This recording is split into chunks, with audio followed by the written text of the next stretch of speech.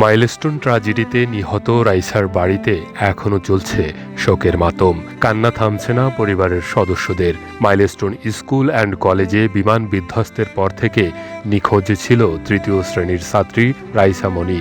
পরে সম্মিলিত সামরিক হাসপাতালে শিশুটির মুখমণ্ডলের অংশবিশেষ দেখে রাইসা হিসেবে দাবি করেন বাবা শেখ শাহাবুল ইসলাম।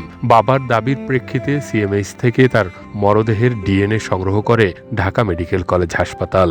ডিএনএ রিপোর্টে রাইসার মরদেহ শনাক্ত হলে পরিবারের কাছে হস্তান্তর করা হয়।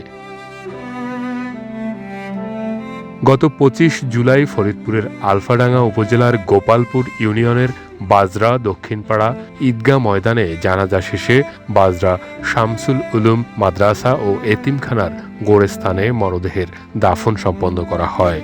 বান্ডেল থাকলে প্রতি সেনমানিতে টাকা বাঁচবে। বিকাশ সেনমানি বান্ডেল কিনে জিতুন প্রতি লেনদেনে।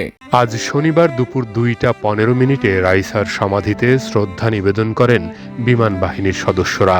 এ সময় রাইসার পরিবারের শোকার্ত সদস্যদের প্রতি সমবেদনা জানান বিমান বাহিনীর প্রধানের প্রতিনিধি হিসেবে স্কোয়াড্রন লিডার জিহাদুল ইসলাম এবং ফ্লাইং অফিসার রুদাবা কামালের নেতৃত্বে ২০ সদস্যের একটি দল ফুল দিয়ে শ্রদ্ধা জানিয়ে রাইসার কবর জিয়ারত করেন। এছাড়াও শামসুল উলুম মাদ্রাসা ও এতিমখানা মসজিদে দোয়ার আয়োজন করা হয়। পরে এতিমখানার শিশুদের মাঝে খাবার বিতরণ করেন বিমান বাহিনীর সদস্যরা। বাংলাদেশ বিমান বাহিনীর পক্ষ থেকে রাইসা মনির কবর জিয়ারত, একই সাথে রাষ্ট্রীয় সম্মান এবং শ্রদ্ধার্ঘ্য অর্পণ করা হয়েছে এবং শ্রদ্ধার্ঘ্য অর্পণ শেষে কবর জিয়ারত করা হয়েছে। আমরা সবাই রাইসা মনির জন্য দোয়া করেছি এবং সুখ সন্তোষ পরিবারের সাথে আমরা দেখা করেছি। একই সাথে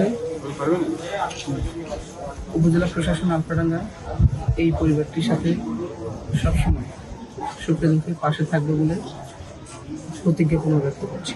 শাহাবুল শেখ ও মিম আক্তার দম্পতির মেয়ে রাইসা, 2 বোন ও 1 ভাইয়ের মধ্যে রাইসা ছিল মেজ সন্তান।